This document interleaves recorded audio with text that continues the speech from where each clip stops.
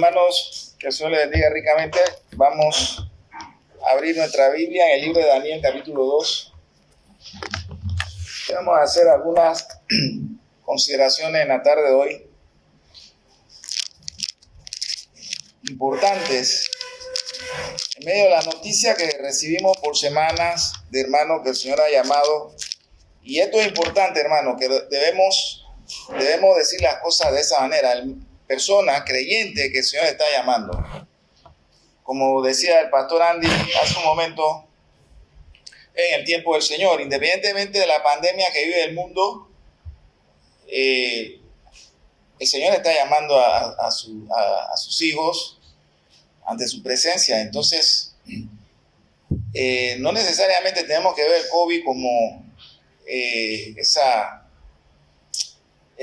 como un adversario que nos está quitando la vida. Por favor, ese sería un error terrible que cometeríamos al hacer esa apreciación de lo que está sucediendo en el mundo. Nada de esto escapa de la mano del Señor. Todo está bajo el gobierno de Dios en su voluntad y en su tiempo. Daniel nos ayuda mucho a entender eso. Vamos al capítulo 2 del libro de Daniel. Vamos a ver si podemos ver unos versos del 19 en adelante, por lo menos del 19 hasta el 22. Y vamos a hacer algunas consideraciones y vamos ya viendo la soberanía de Dios en todos los asuntos del mundo, tanto en el cielo como en la tierra, ¿no? Dice, entonces el secreto fue revelado a Daniel en visión de noche.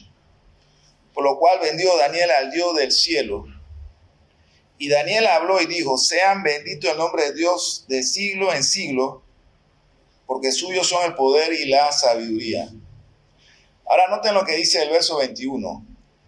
Él muda los tiempos y las edades, quita reyes y pone reyes, da la sabiduría a los sabios y la ciencia a los entendidos. Él revela lo profundo y lo escondido.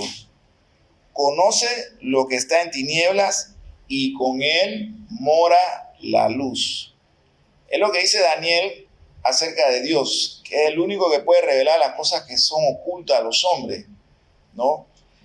Pero el elemento esencial en estos versos es la soberanía de Dios. Dios gobierna, hermano. Dios tiene el control total y absoluto de todos los asuntos, tanto en el mundo espiritual como en el mundo físico, tanto en el cielo como en la tierra.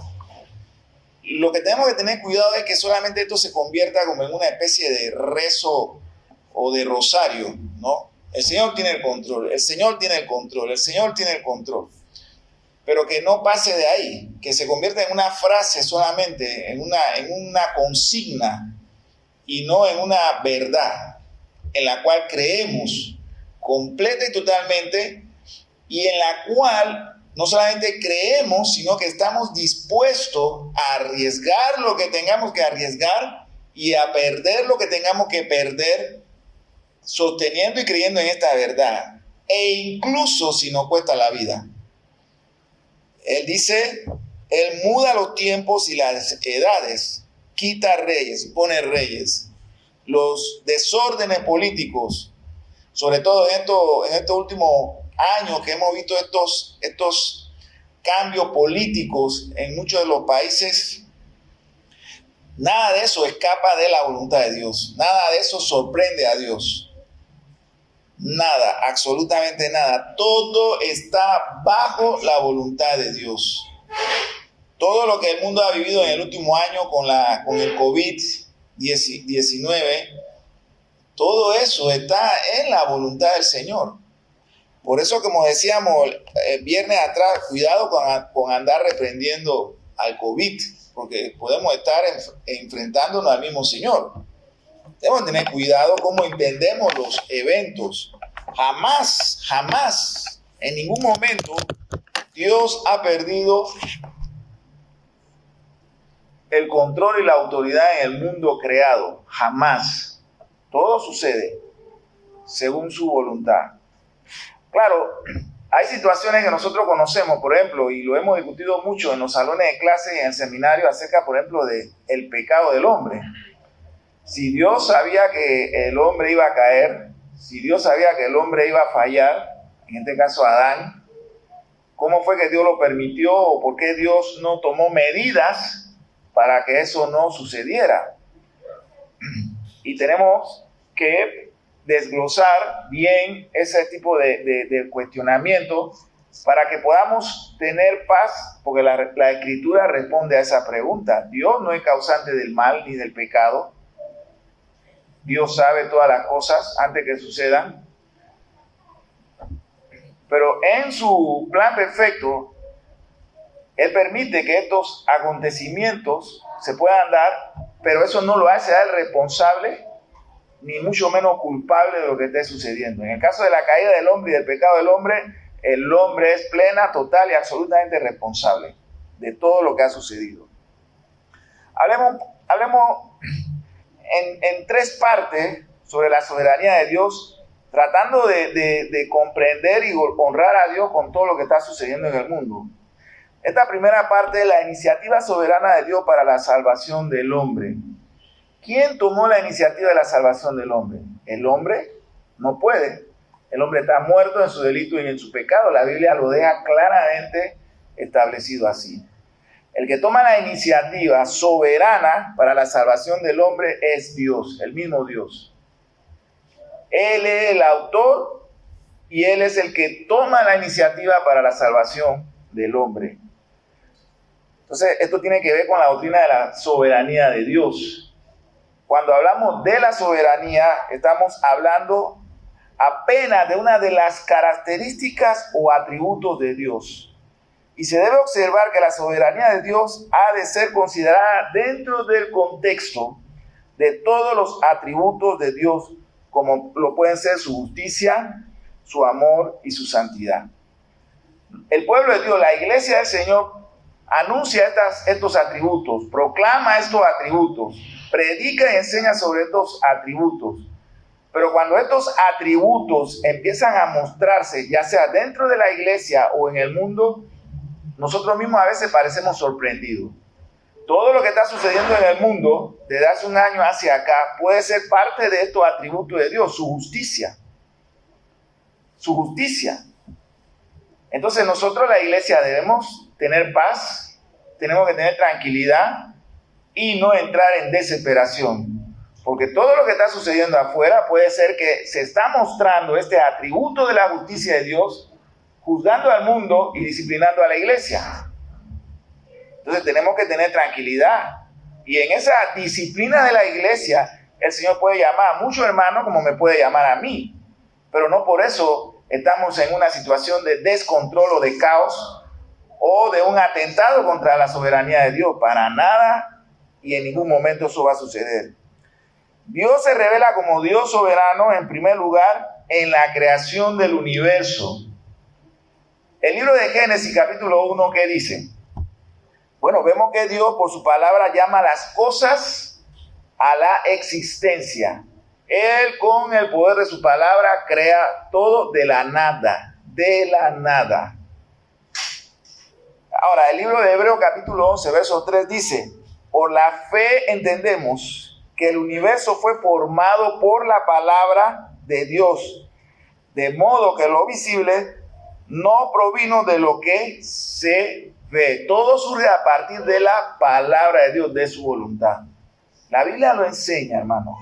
Desde un libro, a través de todo el Antiguo Testamento, el Nuevo Testamento, hasta llegar al último libro que es Apocalipsis, la Biblia nos enseña eso. El gobierno soberano de Dios. Todo fue hecho por la palabra, por la simple palabra de Dios. Si Dios quisiera, hermano, si estuviera dentro de su plan, en este momento, Dios pudiera decir, detente pandemia de COVID-19 y cambia todo. Se detiene. Se detiene inmediatamente. ¿Por qué no ha sucedido? Porque no está en su voluntad. No está en su voluntad. Pero si Dios quisiera, pudiera detener eso o cualquier otra enfermedad. Uno de los libros en la Biblia que nos puede ayudar a entender esto es el libro de Levítico. Les recomiendo leer el libro de Levítico, sobre todo el capítulo 13 y 14. Capítulo 13 tiene aproximadamente, creo que 56 versículos, donde el Señor habla acerca de qué hacer cuando hay una lepra en el campamento, en ese contexto histórico del Antiguo Testamento. Cuando una persona del pueblo de Israel presentaba lepra, había todo un procedimiento, había que llevarlo ante el sacerdote principal, si tenía el cabello se le había blanqueado, si la piel se le había blanqueado, si la infección de la lepra se mostraba en carne viva o no, y todo lo que había que hacer. Durante esa parte de la historia del Antiguo Israel, donde la relación con Dios era todos los días, y tenían a un hombre como Moisés, Josué y otros. Y el Señor establece todo lo que había que hacer. Había que ponerlo en cuarentena. Hay un verso ahí mismo en el capítulo 13 donde dice que el enfermo, no los sanados, no los que estaban sanos, sino los enfermos de lepra tenían que usar cubrebocas. No como ahora, que sucede todo lo contrario, ¿no? Los que estamos sanos tenemos que usar cubrebocas. Si usted va al libro de Levítico, acompáñenme un momentito para ver si puedo encontrar el verso. Levítico capítulo 13.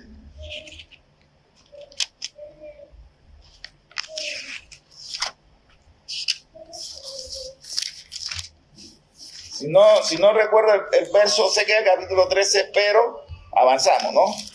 No tomen ese apunte, vamos a ver. No, el 45, perdón. Levítico capítulo 13, verso 45. Y el leproso dice: en que hubiera llaga llevará vestidos rasgados y cabeza descubierta, y embozado pregonará inmundo, inmundo. Embozado quiere decir con una especie de cubreboca, como el que usamos hoy. Pero ¿quién tenía que usarlo? El enfermo, no los sanos.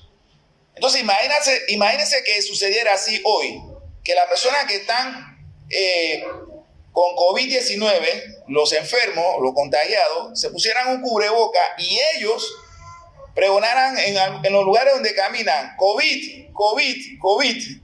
Bueno, pudiéramos cuidarnos, ¿no? Y quizá hubiera menos contagio y menos muerte. Pero ¿qué ha hecho el hombre? Lo ha hecho al revés. Estas fueron las instrucciones de Dios para la nación santa Israel. Ahora, las instrucciones del hombre caído para el mundo ante esta pandemia es todo al revés. Los que estamos sanos tenemos que usar cubreboca, ¿no? Pero imagínense que fuera así, pues, que los enfermos contagiados de COVID, que puede ser cualquiera, se cubriera la boca y donde caminara COVID, COVID. Lo demás, ¿qué haríamos? Bueno, ya sabemos que ahí hay una persona con COVID y sencillamente mantendríamos lo que ellos tanto quieren que hagamos, que es el distanciamiento social. Entonces, así funciona la soberanía de Dios. Dios tiene el control. Pero ¿por qué? La pregunta es ¿por qué Dios no sencillamente sanó a toda la nación de Israel y evitó que la lepra azotara a su pueblo? ¿Por qué Dios no detuvo eso? Si Él lo puede hacer con su palabra y sana a toda una nación. Pero Él no quiso.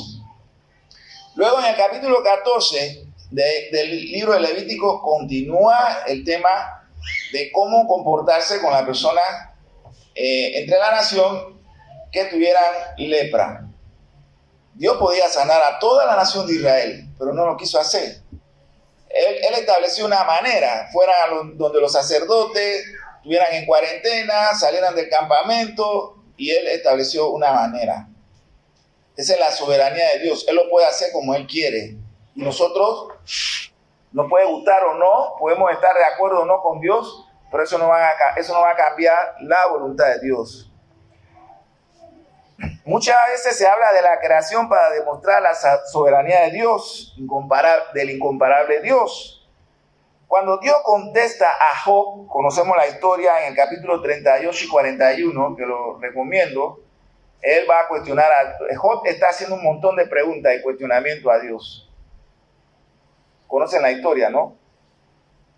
Y Dios se presenta delante de Job. Le voy a decir algo para cuando estudien el libro de Job. A pesar de que Dios empieza a hablar y a decir, ¿dónde estabas tú? ¿Dónde estabas tú cuando yo hice esto? Dios no responde una sola pregunta de la que hacía Job. Dios no le respondió una sola de sus preguntas. No quiso. ¿Qué hombre puede cuestionar a Dios de tal manera que Dios se vea obligado a responderle? Cuando leemos el libro de Job y el cuestionamiento, todo el cuestionamiento de Job, y finalmente Dios se va a mostrar a Job, Dios no le dice a Job, mira, yo tuve que hacerlo, te estaba probando, nada de eso. Ni se puso a contestarle la pregunta a Job. Le habló fuertemente. ¿Dónde estabas tú cuando yo hice esto? Cuando separé la estrella, cuando puse separación entre mar y tierra, ¿dónde estabas tú? Esa es la soberanía de nuestro Dios. Verso 45 y 9. Hay del que contiende con su hacedor. Hay el que quiere enfrentarse a Dios. Hay de aquel que quiere enfrentarse a Dios. Y hay muchos hombres en este tiempo que eso es lo que están haciendo, muchos gobiernos, muchos científicos, muchos hombres que quieren contender con Dios por qué Dios hace estas cosas, por qué Dios permitió un tsunami o por qué Dios permitió un terremoto donde murieron mucha gente. Jamás Dios se ha detenido a darle una respuesta a nadie. Dios no hace eso. Nuestro Dios no hace eso. Porque Él es un Dios soberano, un Dios que gobierna. No ha habido un hombre a quien Dios se haya tenido que ponerle a darle explicación de las cosas que Él hace. ¿Acaso el barro le reclama al alfarero? No puede una vasija de barro reclamarle al alfarero porque la hizo de tal o cual forma. Así sucede con el hombre, la criatura creada, con el Dios creador. Romanos capítulo 9, verso 20, Pablo habla también acerca de esto. Un momentito ahí en Romanos capítulo 9, verso 20.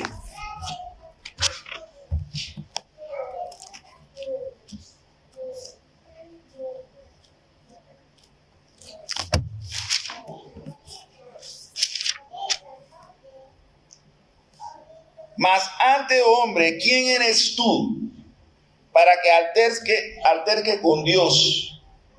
Dirá el vaso de barro al que lo formó, ¿por qué me has hecho así? Por supuesto que no puede, como tampoco el hombre puede cuestionar a Dios y obligar de alguna manera a Dios a responderle a su cuestionamiento.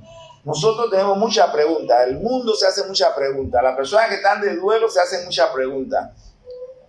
Claro que hay preguntas, pero no significa que Dios va a doblarse, siendo Él el creador, a tener que responder ante la criatura creada. Él no hace eso. Él es un Dios soberano. Él es el creador soberano. No le toca al hombre cuestionar lo que Él hace. Dios no le debe explicación al hombre por sus acciones. Eso tenemos que tenerlo claro como creyente, como cristiano. Dios no le debe explicación a ningún hombre. Dios no le debe y Dios no se la va a dar tampoco. Él es un Dios soberano. ¿Recuerdan la palabra esa difícil que la hemos usado en muchas ocasiones? Es un déspota. Dios no tiene que darle explicación a ningún hombre, ni siquiera a la iglesia. Nos guste o no, lo aceptemos o no. Tenemos que ya empezar a madurar en nuestra cosmovisión y en nuestra forma de ver a Dios. De ese ancianito bonachón. Estamos equivocados si seguimos teniendo esta figura imaginaria en nuestra mente acerca de Dios. Estamos ante un Dios todopoderoso y déspota, soberano, gobernador. Claro, Él tiene atributos de amor, de justicia, de verdad y de santidad. Pero uno de sus atributos del cual la iglesia debe enseñar al pueblo es acerca de su soberanía. Segunda parte sobre este mismo tema. Este tema de la soberanía de Dios en la creación juega un papel importante en el libro de Isaías, que también recomiendo, acerca de la soberanía de Dios. Además del libro de Romanos, uno de los libros que habla mucho acerca de la soberanía de Dios, precisamente tiene que ver con el libro de Isaías. Veamos un ejemplo, Isaías capítulo 40, verso 55, un momentito. Son muchos textos, pero no lo vamos a usar todo. Isaías 40, verso 55.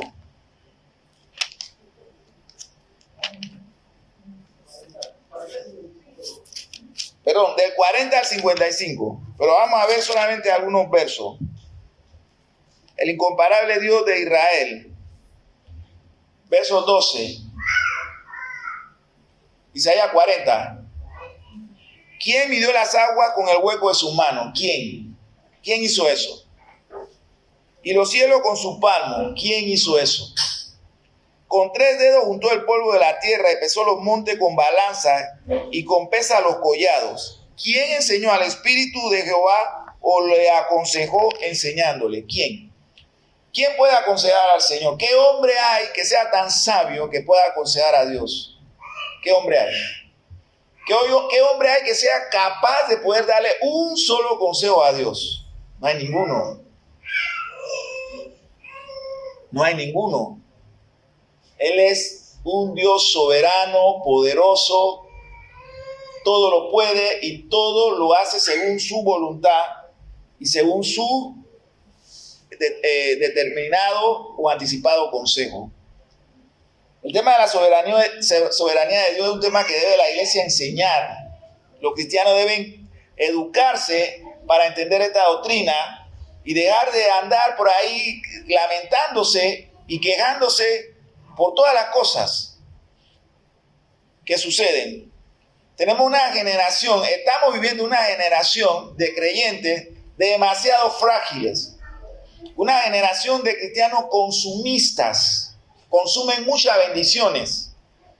Quieren todo.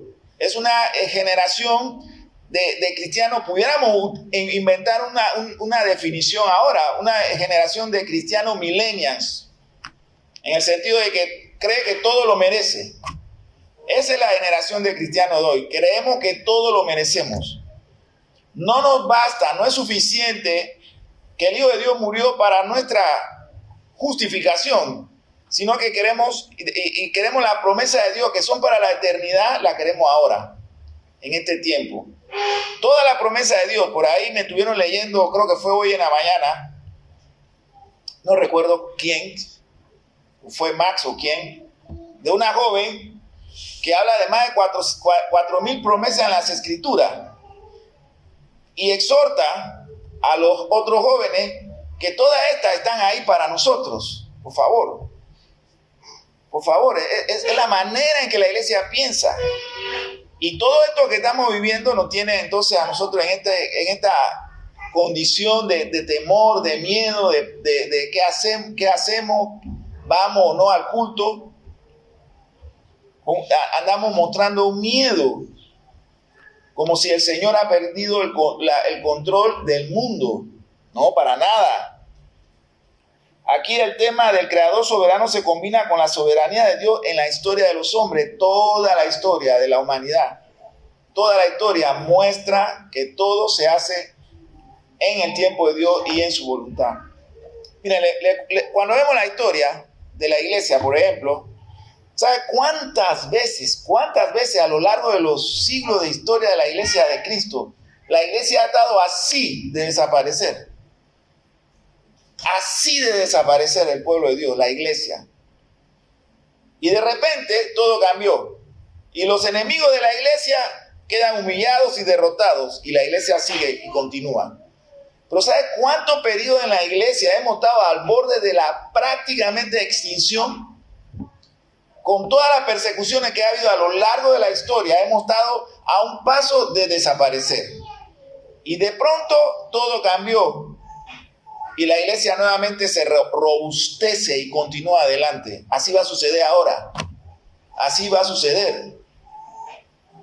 Pero en ese proceso el Señor está disciplinándonos, está ayudándonos a madurar espiritualmente. A dejar de pensar en que todo lo merecemos y enfocarnos más en las cosas que son verdaderamente importantes y que tienen trascendencia en la eternidad.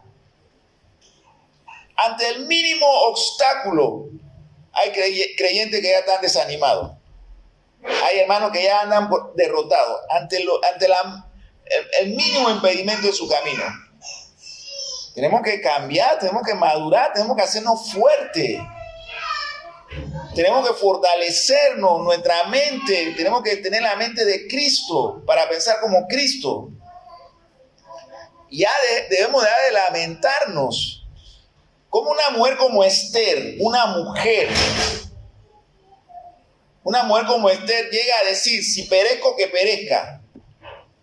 Ante el eminente decreto del rey Asuero, si perezco, que perezca. ¿Cómo es posible que hoy los hombres que conocemos el evangelio, que somos cristianos, no podemos decir lo mismo? Bueno, si voy a morir, que muera, pues. Si voy a perecer, que perezca. Hay hermanos que me han dicho, hermano, yo no voy a la iglesia hasta que todo esto pase, hasta que no me pongan la vacuna. ¿Y dónde están los hombres que podemos decir, bueno, si voy a perecer, que perezca, pero yo voy a ir a trabajar, yo voy a ir a la iglesia, yo voy a hacer mi trabajo, yo voy a cumplir con mi misión? Y si perezco en el camino, que perezca. Tenemos que sacudirnos ya esto. Con la mano izquierda afirmé la tierra, Isaías 48, versos 13 al 14, y con la derecha desplegué los cielos. Yo pronuncié su nombre y todos ellos aparecieron. Dios llama a las cosas que no son como si fuesen. Y con el poder de su palabra hizo todas las estrellas. ¿Sabe cuántas estrellas existen? Cuando vemos una noche de verano y vemos el cielo, y vemos ese cielo lleno de estrellas y de constelaciones, ¿sabe cuántas millones de millones existen? Y Dios la conoce cada una por su nombre. ¿Qué mente es esa? Reúnanse todos ustedes y escuchen. ¿Quién de ellos ha profetizado estas cosas? El amado del Señor ejecutará el propósito contra Babilonia. Su brazo estará contra los caldeos. Y estos eran pueblos que sus reyes se creían dioses. Y el Señor los avergonzó. ¿Dónde están hoy? ¿Dónde están esos gobiernos, esos reyes, esos emperadores? No existen. Son un montón de ruina y de arena en Asia Central. ¿Pero dónde están? Isaías 42:9 dice, y Él es quien anuncia estas cosas nuevas antes que sucedan. Isaías 42:9, Dios anuncia estas cosas antes que sucedan. Y cuando suceden exactamente como Él la anunció a través de la boca de sus profetas. Dejemos el miedo y las rodillas paralizadas y los brazos que están entumecidos. Empecemos ya nuevamente a ejercitar estos músculos de la fe. De verdad, mire, de verdad, hermano, nosotros vamos a esperar un gobierno terrenal que nos diga que ya podemos hacer esto, que ya podemos levantar la mano, que ya podemos orar, que ya podemos salir. Nosotros de verdad vamos a esperar que un gobierno terrenal nos diga eso.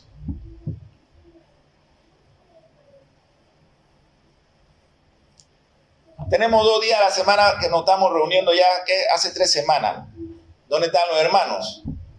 5 de la tarde, 6:30 de la tarde. El confinamiento empieza a las 9 de la noche. Yo lo llamo confinamiento porque así hay que llamarlo. 5 de la tarde a 6:30. ¿Dónde está el pueblo de Dios? ¿Dónde están? ¿Dónde están los hermanos? Ayer, menos personas que hoy. ¿Dónde estaban? ¿Dónde están los hermanos? Y luego andamos levantando manos y cantando himnos diciendo que creemos en un Dios todopoderoso. Un Dios poderoso. Mi Dios es poderoso, mi Dios es poderoso. Tenemos que ser consecuentes con lo que creemos y con lo que decimos. Si nuestro Dios es poderoso, entonces, hermano, mano al arado y trabajemos. Si vamos a morir, si vamos a perecer, recordemos a la dama, a esta mujer, Esther, que dijo, si perezco, que perezca. Pero no podemos andar con miedo, no podemos tener miedo. Tenemos que ir preparándonos para ya decir, basta, basta. Ya, basta.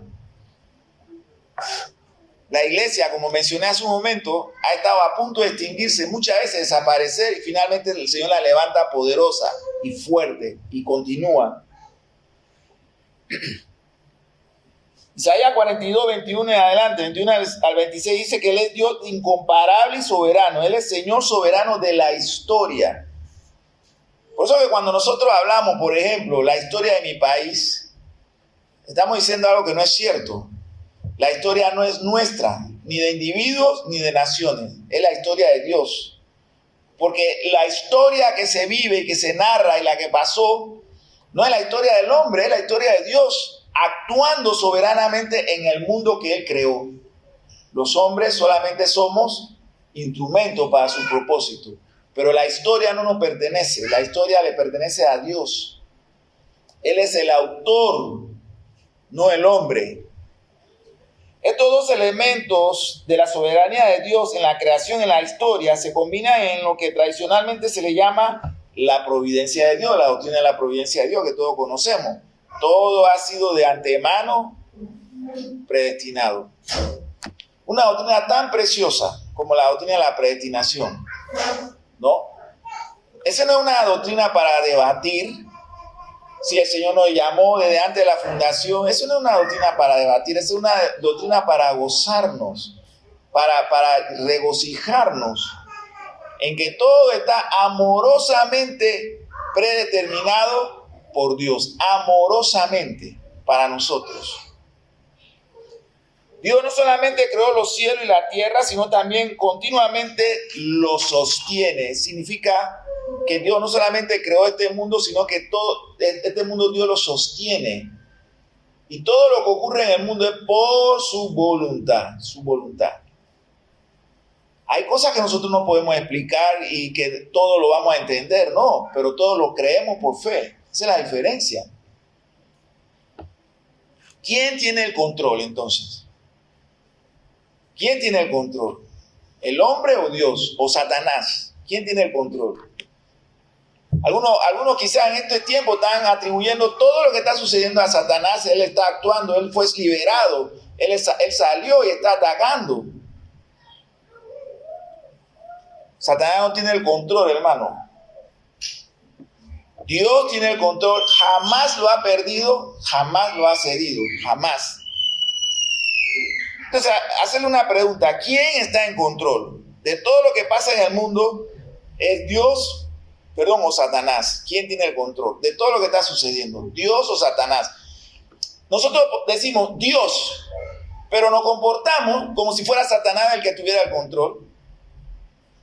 ¿Quién tiene el control? Dios tiene el control, pero nos comportamos como si Satanás tiene el control. Si Dios tiene el control, entonces vivamos confiadamente en Dios. Pero si usted le pregunta a los creyentes hoy, ¿quién tiene el control? Hermano, Dios tiene el control, pero vivimos como si fuera Satanás el que lo tiene. Y no es así, hermano. Si creemos que Dios tiene el control, vivamos con esa verdad, que Dios tiene el control. Mucha gente que piensa que Dios es solamente rey en el cielo. Bueno, Él tiene el control, hermano, pero en el cielo. ¿No? Dios tiene el control en el cielo, Dios tiene control en la tierra.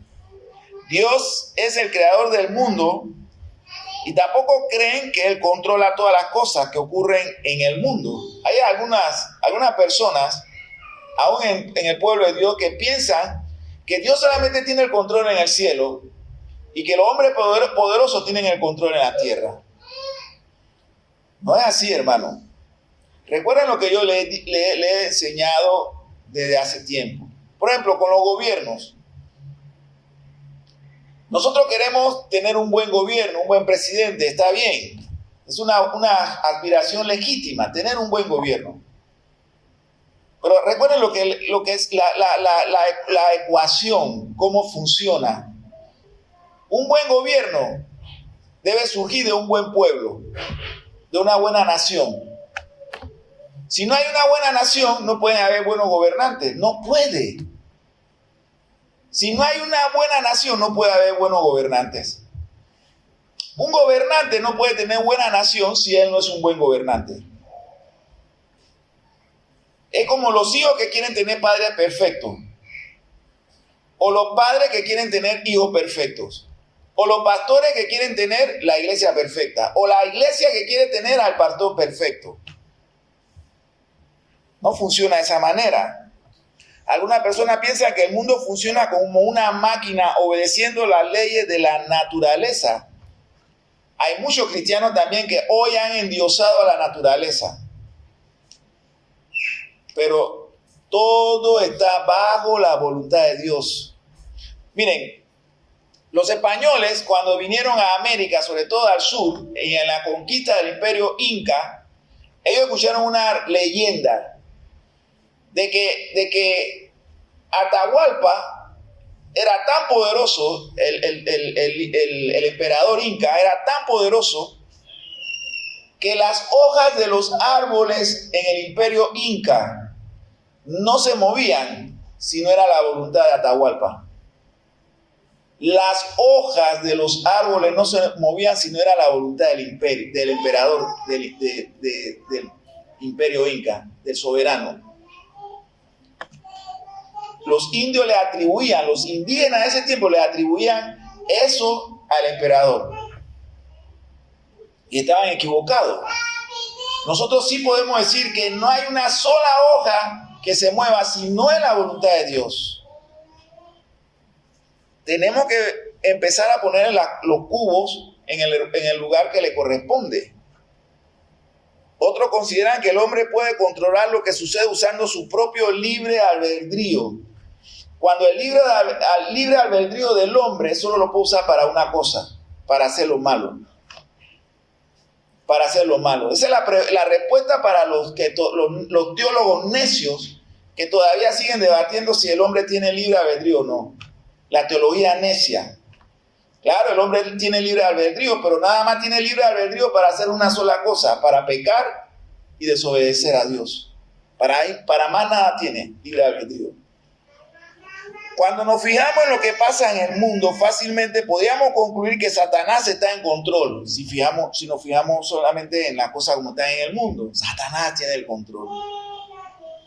Esto debido a que existe tanta confusión y tanto pecado. Hermanos, seamos sinceros como iglesia. Nosotros, el pueblo de Dios, la iglesia del Señor, dejó hace mucho tiempo de anunciar y predicar el evangelio conforme a como está en la Escritura, hace tiempo. Miren, una de las cosas que me llama la atención de lo que ha sucedido en el último año no tiene que ver tanto con el mundo, sino con la iglesia. La iglesia está actuando ante Dios como víctima. Señor, pero si nosotros hemos estado predicando el evangelio, Señor, pero si nosotros hemos estado haciendo tu voluntad.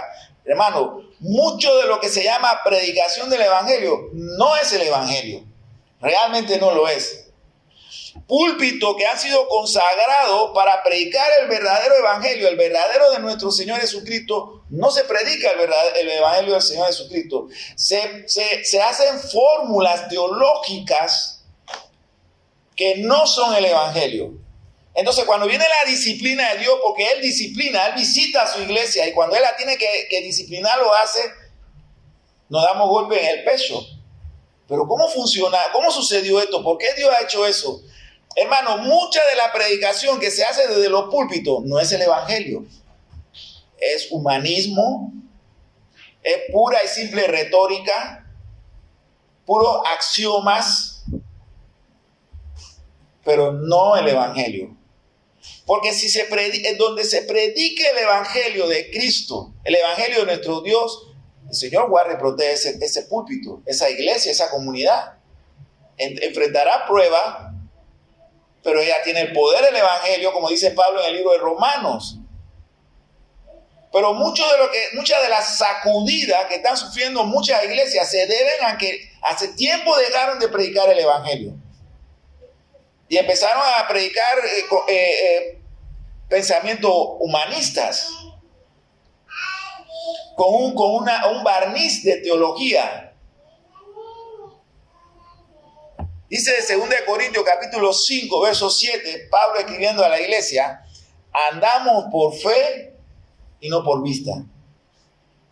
La iglesia del Señor, a través de todos los tiempos, ha andado por fe y no por la cuenta de banco que tenga, no por los edificios que tenga, no por el equipo de sonido que tenga y no por el número de miembros que tenga. La iglesia anda por fe y solamente por fe, como anunciaron los reformadores, sola fide. Y nosotros debemos de dejar estas consignas si realmente no las creemos y si realmente no viviremos conforme a ellas. Porque serán solamente consignas, sola fide, solo Deo gloria, solo Christus. Pero si esto no está aquí, son solamente palabras vacías, aunque sean dichas por los reformadores. Si andamos por fe, si es sola fide, la salvación es solo por fe y andamos por fe, vivamos por fe entonces. Vivamos, atrevámonos, desafiemos, rompamos paradigmas. No nos dejemos intimidar, no nos dejemos arrinconar por lo que está sucediendo. Vengamos con canto, con júbilo a los cultos, con alegría. Y recuerde lo que le dije de Levítico capítulo 13, verso 45. El cubreboca es para los enfermos, no para los sanos. El pastor, usted no está llamando a salir sin cubreboca, no le estoy diciendo eso. Lo que le estoy diciendo es que si somos el pueblo de Dios, hermano, ¿por qué caminamos con miedo? ¿Por qué andamos con pánico? Superemos eso. Si lo sentimos, debemos superarlo. Claro, cuidémonos. Yo creo que hay que cuidarse, no solamente del COVID-19, hay que cuidarse de muchas enfermedades. Mire, usted se puede estar cubriendo la boca con este paño que usamos y luego está llamando a Apetito 24 a que le traiga pizza y pollo del McDonald's. ¿Qué usted cree que usted está haciendo? ¿Usted está envenenando? Usted se cubre la boca, dice, no, esto es para protegerme del COVID, y llama al Apetito 24, no sé cómo se llaman ahora, y le traen pura comida chatarra. ¿Usted qué cree que está sucediendo con usted? Usted se está suicidando. Está viendo que tenemos que revisar qué pensamos, qué hacemos, y tener que ser consecuente con el Evangelio. Y finalmente reitero el capítulo 2, el 2 Corintios capítulo 5, verso 17. Andamos por fe, hermano, y no por vista. Tenemos que confiar en el Señor, que nos ha sacado de las tinieblas y nos ha traído a la luz. Y el que comenzó la buena obra en nosotros la perfeccionará hasta el día del Señor. Por favor, hermano, seamos consecuentes. Mire, nosotros debemos llamar a los que no están viniendo y reprenderlos con autoridad. Con autoridad. ¿Qué está pasando? ¿Qué está sucediendo? O al menos que esto sea el pueblo, la iglesia de Balboa. Al final tendríamos que concluir quizás que los que vinieron anoche y los que están hoy es la iglesia de Balboa y no esa lista larga que tenemos. Esta es la iglesia.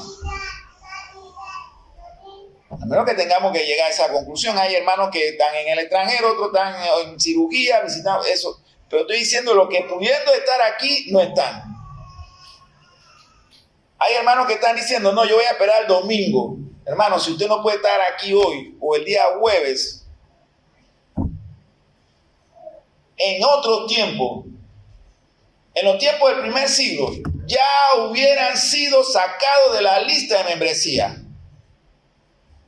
Ya hubieran sido sacados de la lista de membresía.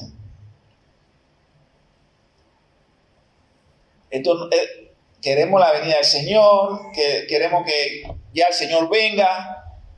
Pero hermano, yo quiero decirle que en la medida en que nos acercamos a la pronta venida de Cristo, los tiempos serán difíciles.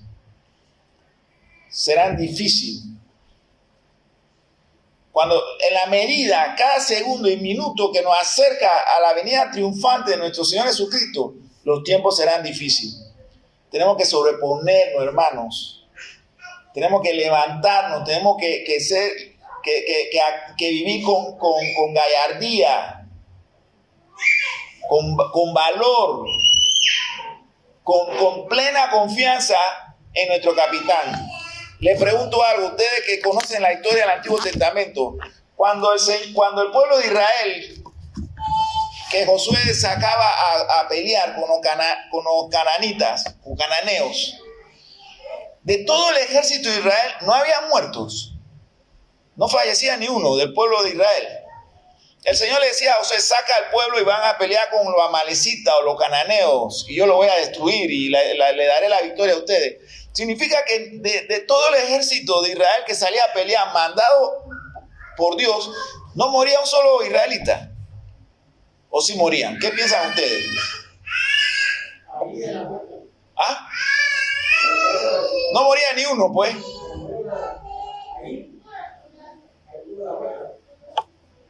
Cuando el pueblo de Israel, el Señor le decía a Josué, saca al pueblo de Israel y enfréntate a los amalecitas. Dios mandaba al combate. Significa que eran 30,000 soldados de Israel, no moría ni uno. ¿Ustedes piensan que ni uno moría? Claro que había bajas. Pero el triunfo era lo prometido y el triunfo lo lograban, ¿no? Dios se lo había asegurado. Había bajas. Pero el triunfo es del Señor.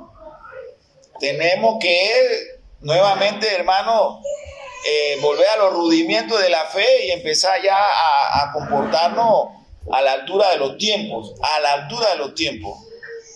Tiempos difíciles requieren que nosotros nos pongamos a esa altura. Como dice el dicho, cuando el camino se hace rudo, los rudos caminan. Si el camino está difícil, la iglesia tiene que avanzar. Y avanzaremos, hermano. Avanzaremos. Que el Señor me lo bendiga ricamente.